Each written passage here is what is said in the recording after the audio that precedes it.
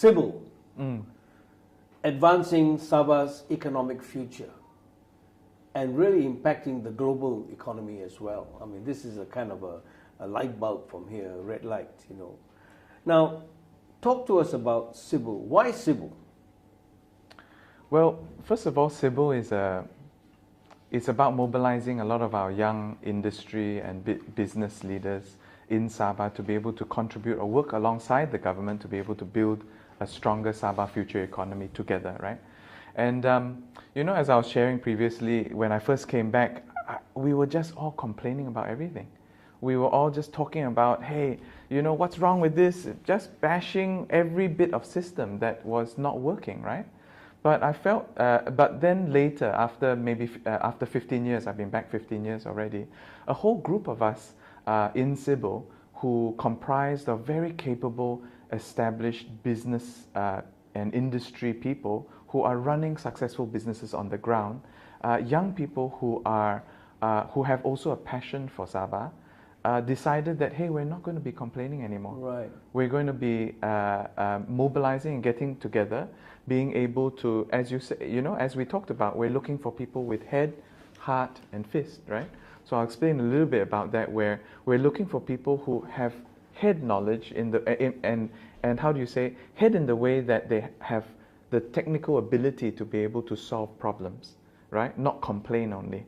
Where we're here to be able to have a step-by-step action plan where we can actually execute to solve certain problems rather than just bark from on the outside. Because I noticed when I first came back, the older we got and the more problems we just started complaining about, the more bitter we became. Right. You know, and this was not a good place to be. We realized that, hey, we want to actually contribute and make certain things happen. So which is why we decided, okay, well, let's look for people with head. But it's not good enough just to be smart Alex and think that you know everything, right?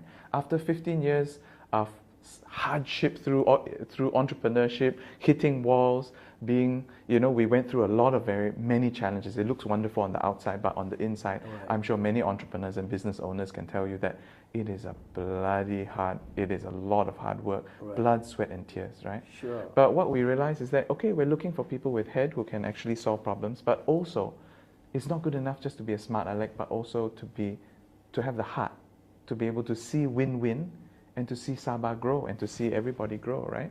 So we're looking for people with head, with heart, but also not just good enough to be smart, have the heart, but soft. Yes. We need people who are resilient if we are able to grow, because whenever and this talks about leadership, I realized over the 15 years of coming back and leading organizations, there will always be initial resistance. And sometimes you cannot listen to everybody who complains, but as a leader, you need to know deep down in your heart what is the right way forward. And you need the fist to be able to actually execute, not just talk about it. Yeah, I mean, so those are the things that are really important to us. Yeah. I mean, actually, you're talking to me because I'm listening to you. Okay. No, we're all learning together. So when you talk about me setting this up, no, it's not just about me. I don't call myself some president or whatnot. I'm actually a mobilizer. There are many other young, capable people who are in this boat together, and we're just mobilizing each other to think about Sabah in the next 5, 10, 30 years from now. I mean, listen, you know, that's why I always say that learning is for life, and life is for learning. You never stop. So when you talk like this, I tell myself when I go for my walks, right, and I'm complaining, why on earth is this road like this? And I've got my fist up and I say, what the heck is going on? But actually, it's thinking out of the box and seeing what you can do from the outside. So it brings me to your purpose statement. And I've got it here with me. Formation to mobilize young Sabahan business and industry leaders to contribute towards building a stronger Sabah future economy. So there are two arms here. The first is the mobilization of the young. Mm-hmm. How young is young? Well, sorry, but 50 years and 49 and below, we consider young. So, but my heart is young, so I can't. Yeah, you can be an advisor, you can be a mentor. But what the whole idea is that we want to mobilize people with the energy, with the heart, with people who do not have a voice at this stage. Sure. If you think about it, in Sabah specifically, in terms of a platform to represent, let's say, from 20 years old to 50 years old, and in terms of emphasize for them to lead, there's actually very few.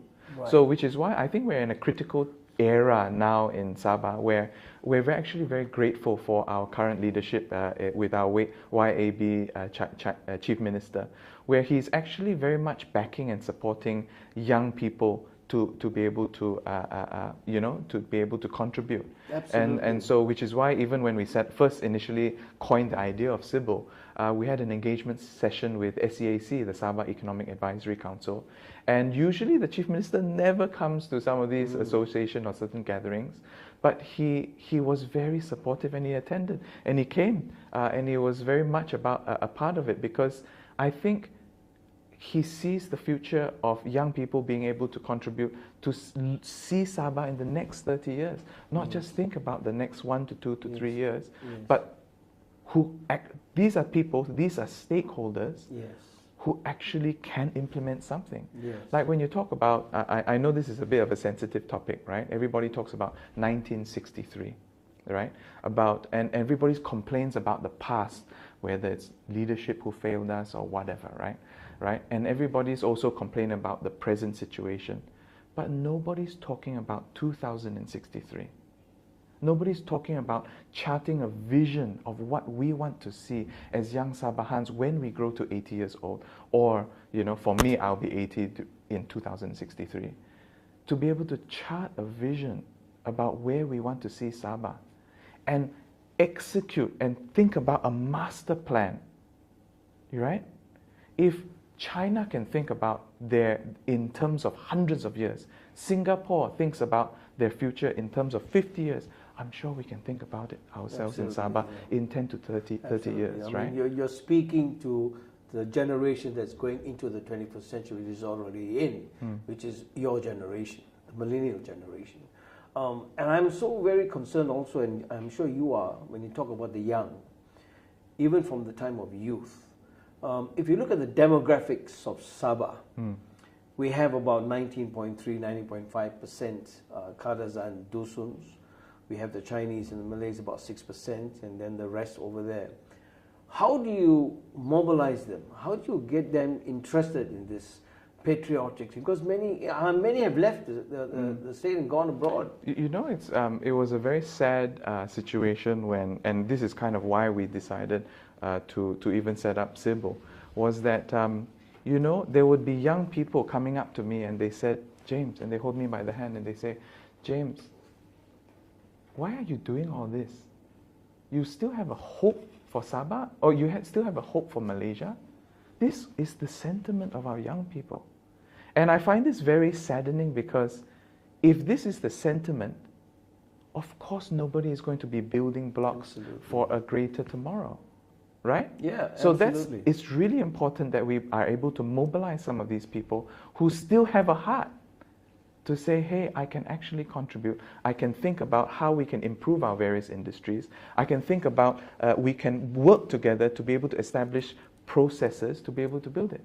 One of our values in SYBIL is that we're not here to complain only or just bash the government.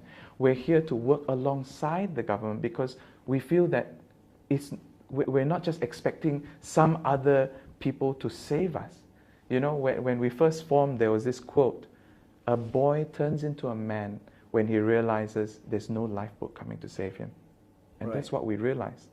That a boy turns into a man when he realizes there's no lifeboat coming to save them.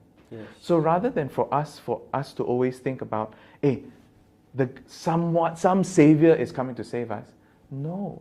We are given expertise, we're given education, we're given we're given all these resources to also be able to contribute, which is why it's my view that it is not just the government's role for nation building. Yes, absolutely. Those of us in business, in commerce, in different industries and different sectors should also contribute, because we have the know-how. Absolutely. We should voice out if there's something. Yes, we've been voicing out when things go wrong, but nobody's voicing out a practical, executable solution. And that's what we should be focusing. Channeling those energies into practical executionable solutions, Right. and work together with the government to Right. execute with the right policies and whatnot, because we're in this together. Right, I hear you.